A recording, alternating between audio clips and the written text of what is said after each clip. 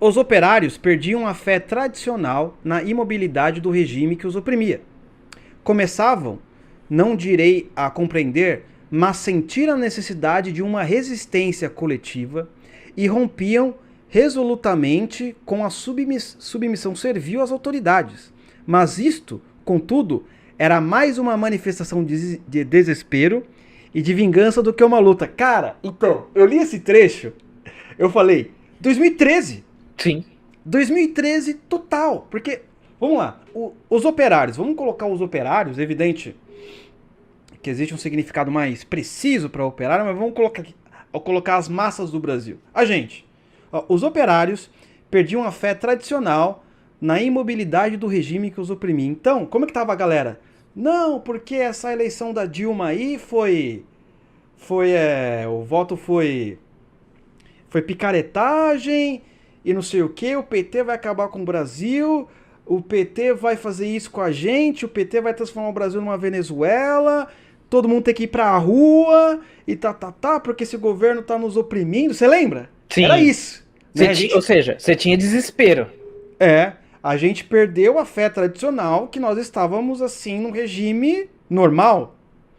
Não é ali com a Dilma naquela época. Não, aquilo não tá acontecendo. Então, vamos todo mundo pra rua, porque o Lula ele fez o mensalão, ela tá querendo colocá-lo como chefe da Casa Civil, todo mundo sai pra rua pra não deixar, tal, tem que prender o cara, lava jato.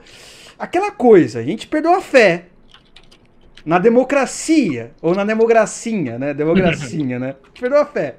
Começavam, não direi a compreender, mas sentir a necessidade de uma resistência coletiva. Exatamente. A gente não estava compreendendo o que era aquilo. O que estava acontecendo naquele momento.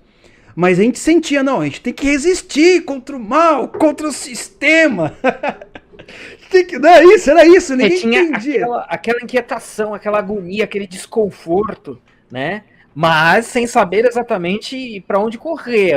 A válvula de escape foi aquilo. Né? Exatamente. A gente não tinha a compreensão. Cada um falava aquela coisa, né? Era que nem time de futebol. Cada um dava um palpite e tal. Mas não, tem que ir pra rua, não sei o que e tal.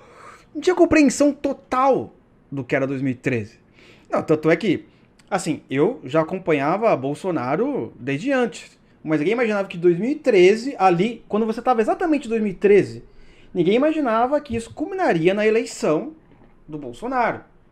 Em 2016, 2015, eu já imaginava, olha, ele pode ser presidente e ganhar, né? Mas em 2013, não. Mas olha lá. E rompiam resolutamente com a submissão servil às autoridades. Então, o nego invadia Brasília, papapá, ninguém queria saber, né? É isso daí, tem que mudar e vamos fazer acontecer, tem que ter impeachment e tal. As autoridades e pá e pum, vamos lá, Botafogo. Não, era um negócio. Só quem viveu essa época vai saber como foi. Mas aquela coisa também, ninguém tinha compreensão do todo. Lembra que o Olavo até falava, por exemplo, que o MBL queria entregar a. Lembra aquela marcha a Brasília que eles fizeram? Sim, sim.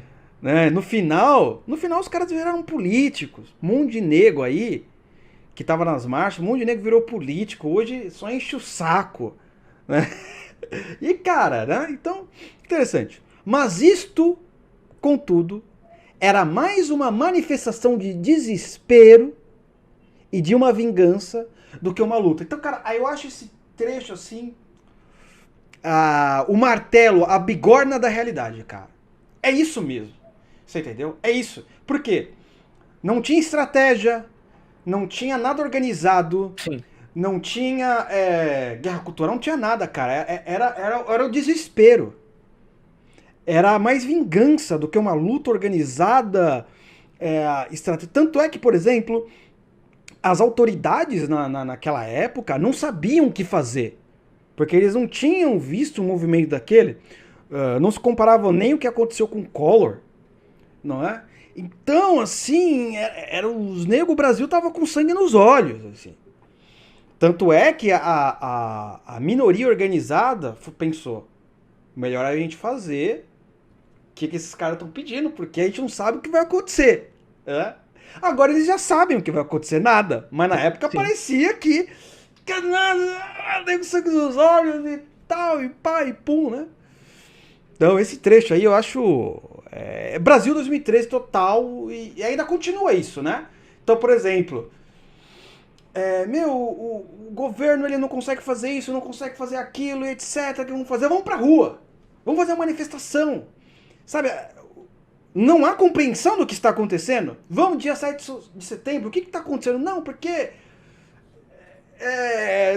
o governo não tem poder para fazer isso, tem uma elite organizada de juízes que não deixa o governo fazer acontecer, etc. Mas isso não é o suficiente, né? É aquela coisa assim, mais de querer romper, mais de uma vingança, de uma... Só que o efeito agora não é mais o mesmo. Naquela época os caras sabiam, não sabiam o que estava acontecendo. Hoje eles sabem, né? Até mesmo porque naquela época esse tipo de movimentação ela foi praticamente inédita, né? Você falou aí talvez diretas já, Collor, não sei o que, mas foi um negócio ainda assim não foi exatamente a mesma coisa.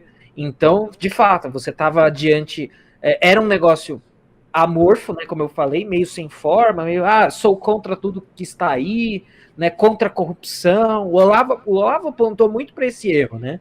Você não tem que ir para nenhum tipo de manifestação contra a corrupção.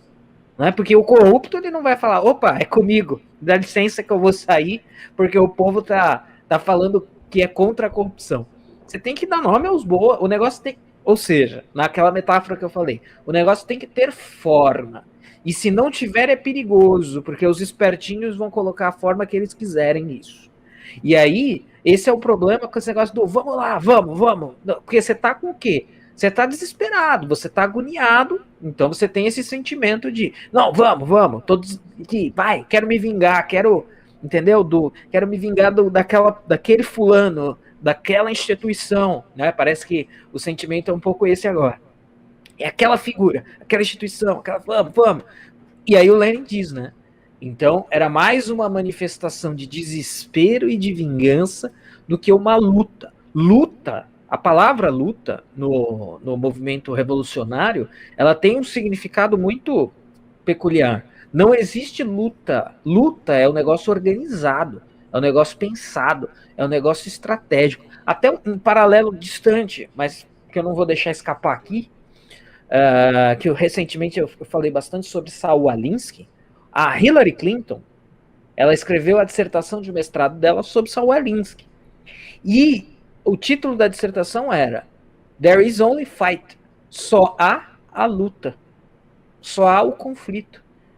Né? E aí a gente, claro, aqui não estava falando de Saul Alinsky aqui, mas o Saul Alinsky era o cara do quê? Da estratégia.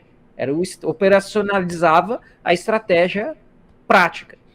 Então, ou seja, luta nesse sentido aqui é isso. Né? Não é tô com raivinha do fulano, tô com raivinha daquela instituição. Do careca. Sabe? Tô com raivinha do careca. Isso. Tá, mas e aí? E aí? Você vai tirar ele e você vai colocar quem no lugar? Sim. Qual a solução? Quero colocar o ministro conservador. Ninguém legal. Conseguiu colocar ainda um ministro conservador. Você vai fazer o quê? Você dorme sonhando com o ministro conservador e acorda com o Cassião da Massa.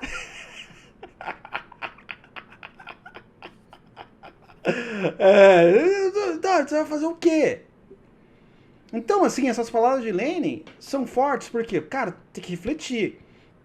Porque você tá gastando aí uma carta boa, né? Você coloca 6 milhões, não acontece... você tá gastando uma carta boa que poderia ser usada quando realmente tivesse organização e tal, não sei o que, etc. Mas, enfim... essa parte, esse é um dos melhores trechos que eu gostei do livro, assim, porque meio que é um raio-x, né, da alma das manifestações da direita brasileira, cara. É o raio-x total, né, sem colocar e nem pôr, assim. Isso daí, se você coloca aí, começa a jogar no Twitter, isso daí ninguém mais vai, todo mundo entra em depressão. Sim. Isso daí é raio-x total, cara, sem sombra de dúvidas, né? Mas lembrando, pessoal, não esqueça aí de financiar a Revolução Comunista no Oliver Talk, pois o capitalismo é o combustível para a nossa revolução contra o sistema, certo? Se você não doar para o nosso canal não vai conseguir mais fazer a revolução no Brasil, certo? Isso daí é um problema grave, né?